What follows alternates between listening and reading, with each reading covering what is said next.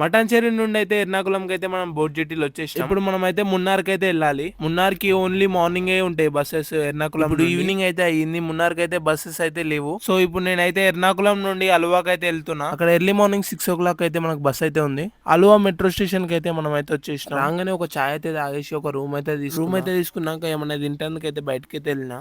ఒక ఊతప్ప ఒక pineapple juice అయితే తాగేసి మన డేన్ అయితే ఏం చేసిన ఆ రోజుకి.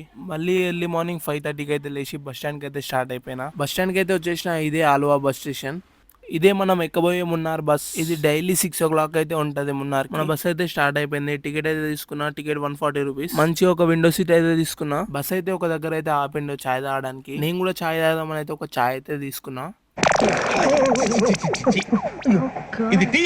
నీళ్ళల్లో పాలు తక్కువైనాయి అంతే. ఓకే, ఏదో కూడా తాగేసి అయితే మళ్ళీ మనం బస్ అయితే ఎక్కినాం. ఇప్పటి నుండి అయితే ఘాట్ రోడ్ అయితే స్టార్ట్ అవుతుంది. మున్నార్ పోయే రూట్ లో అయితే చాలా వాటర్ ఫాల్స్ అయితే అవుపిస్తాయి మనకి. ఈ బస్ రైడ్ మాత్రం వర్త్ మంచి మంచి సీనిక్ ప్లేస్ లకి తీసుకుని వెళ్తాడు. అసలు బెస్ట్ ఎక్స్పీరియన్స్ ఉంటది ఈ బస్ రైడ్. మనం అయితే మున్నార్కి అయితే వచ్చినాం. మున్నార్ నుండి మనం స్టే చేయబోయే రూమ్ 5 kilometers. ఆటో ఎక్కి వెళ్దామంటే అంకుల్ 500 అడుగుతుండు. నాకు నడకలవాటే. నడిచి ఆకలి అవుతుందని ఒక ఊతప్ప అయితే తిన్నాక మన రూమ్ కి అయితే వచ్చేసినాం. మనమైతే ఒక మంచి వ్యూ ఉన్న రూమ్ అయితే తీసుకున్నాం. బ్యాగ్ అయితే లోపల పెట్టి అయితే వెదర్ బాగుందని అయితే బయటికి వాకింగ్ అయితే వెళ్ళినా. మళ్ళీ ఆల్మోస్ట్ ఒక 5 kilometers అయితే నడిచిన. వ్యూ మాత్రం అసలు క్రేజీ ఉంది. అసలు టీ ప్లాంటేషన్స్ మధ్య నడుస్తుంటే మాత్రం మస్తు ఉంది ఎక్స్పీరియన్స్. అసలు ఇక వర్షం పడుతుందని అయితే మళ్ళీ మా రూమ్ కి అయితే స్టార్ట్ అయ్యి. ఈ రోజు మాత్రం అయితే ఆల్మోస్ట్ 10 kilometers అయితే నడిచిన. అందుకే గట్టిగా తిన్నా ఈ రోజు. మళ్ళీ నెక్స్ట్ వీడియోలో అయితే కలుస్తా ఉంటా. బాయ్.